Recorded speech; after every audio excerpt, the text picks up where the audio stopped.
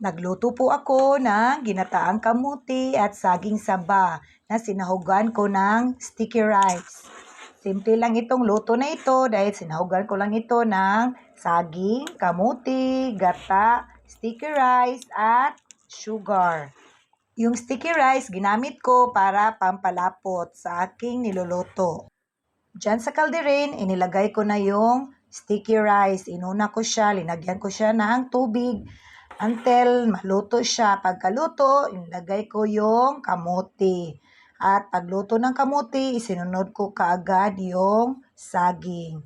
At ayan na, hinintay ko na yan na maluto yung saging. At sinunod ko kaagad yung brown sugar para sa kanyang timpla.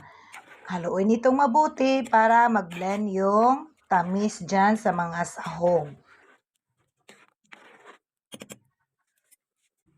At isinunod ko kaagad paglagay yung gata.